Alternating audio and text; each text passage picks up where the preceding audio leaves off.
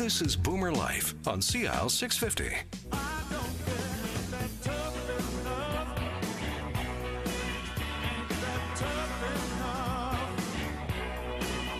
There's a song called Tough Enough by the Fabulous Thunderbirds as we return to Boomer Life here on CIL 650. Tough Enough is an interesting song for our producer, Dwayne Bishop, to have chosen because we're talking about post-traumatic stress disorder and some of the culture surrounding it.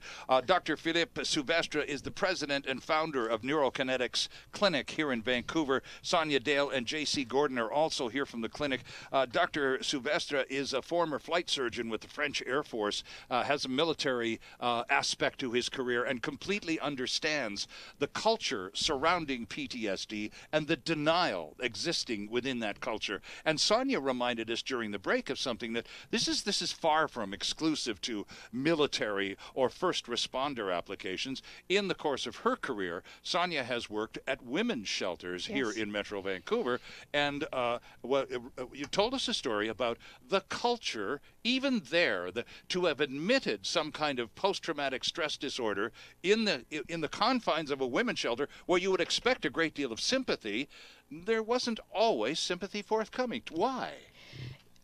The fact that it's looked down upon, I'm going to repeat that again, it's people generalize it as a fact that as soon as you're diagnosed or assume that you have PTSD, you're going to need a psychiatrist or a psychologist pretty much for the rest of your life. Like, there's completely something wrong with your brain.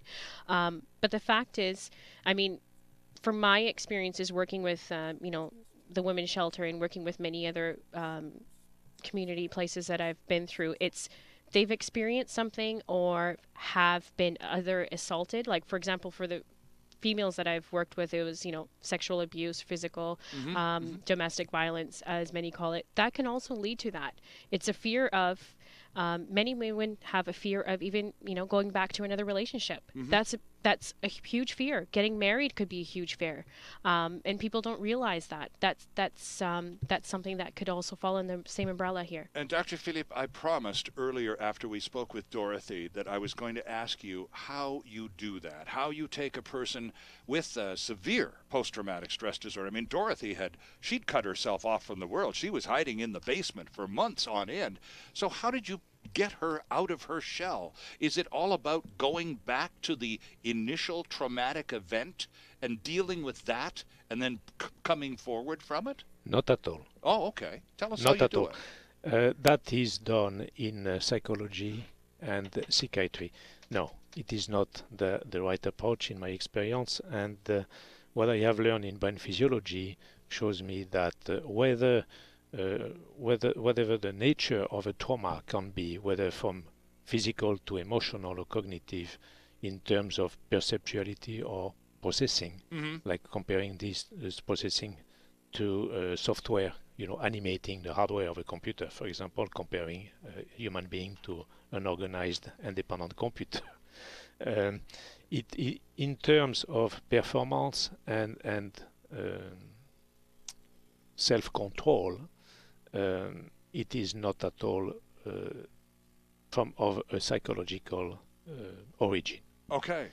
And I see I framed the question even in a psychological point of reference, because that's the only reference point I understand. And that is extremely common out there. Okay. And it doesn't reflect the real world. Okay, so JC, walk us through the process. Someone with a post-traumatic stress disorder or other serious mental issue or some kind of traumatic event in their lives that has disoriented them or caused disruption in their lives ever since decides, okay, already, I'm going to call Neurokinetics. It's about time. I need some help. What happens? Great question, Sterling. What we do at Neurokinetics is optimize the brain. In other words, what we do at Neurokinetics is evaluate dysfunction, determine if we are going to be able to reverse that dysfunction and get the brain back into its functional, normal self. And PTSD, yes, it is a side effect or a symptom of that dysfunction. And so at Neurokinetics, the initial work that we do is the evaluation that is able to determine if what we do is going to be able to help. Sure. Because that initial evaluation, it's kind of like a pre and post before the work that we do and after the work that we do. And what we're able to do is to determine that, yes, we can help with that dysfunction, which in some cases has led to the PTSD. Right. And Sonia, the evaluation, unlike that 15-minute, if you're lucky, visit to your physician, the evaluation, and Dr. Philippe has already talked to us about this,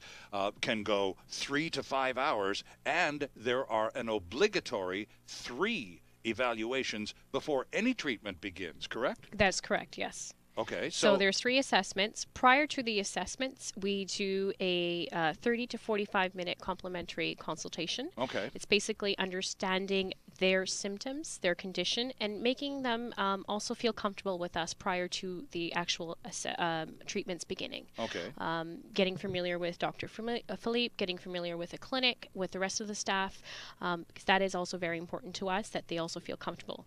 Okay, and sorry, Philippe. And I would like to add up that getting also confident that the paradigm shift and the mindset are a fit for them. Okay, and typically, what would a treatment program last for someone? Once you've done those multi-hour assessments and you've devised a program to restore this person to where he or she would like to be, thank you very much, typically how long would that program last? It is a minimum of 12 weeks, and it is rarely excessing that duration, actually. So let's say between 12 to 16 weeks, most commonly. Okay, so 3 or 4 months. Correct. And then is there an ongoing come back in for a tune-up kind of thing once a year, or? Yeah. Oh, okay. So you recommend maintaining some association? Once a year, yes. Part of the reason for that is in a year a lot of things can happen. Yes. And also part of our ambulatory stimulative devices have a 1-year lifespan. So that is one of the parameters as well. Okay, so in the course of the testing, Sonia, we've talked about this before, there's a series of tests in the first assessment visit, and the same tests, in fact, may be repeated in visits number 2 and 3, but they become a little more complicated each time. Yes, that's right, yes. And it's all about developing a baseline for that individual to build a program on, right? Right, and it's also for us to recognize we have a pattern, basically, a 3-level assessment. We need to recognize the difference between the 3. So this is why we do the 3 of them. Customized treatment program begins right after the 3rd. Okay, JC, someone listening here, and perhaps not themselves personally, but they know someone who has been literally in the dark for a good long time, having a terrible life, who could really benefit from the fine folks at Neurokinetics, Dr. Philippe and his team, of which you are a part. How do they get in touch? They can just simply go to our website, which is neurokinetics.com. They can contact us via the email at our website, or they can even call us. Okay. It's 604-736-3963. Okay, and Neurokinetics, by the way, is right in Vancouver. It's right there as you go up the big hill on Granville Street, heading out of downtown. It's the Highcroft Medical Building right there at Granville and 16th, 3195 Granville, I think, right, Sonia? That is right, okay. Yes. I just want to add one more thing, that they can also, I know Neurokinetics is a bit tricky, they can find us at renewme.ca. Renewme.ca. That's correct. That's the alternate, that's the back door to the same website. It is. And Neurokinetics, friends, just for your own edification, is neurokinetics.com. Check it out. It's a very, very worthwhile visit on the internet that you will pay. Dr. Suvastra, good to see you again. Sonia, thank you so much for coming by. Thank you. JC, always a pleasure. Always my pleasure as well. Thank you. And we'll see you next time right here on Boomer Life.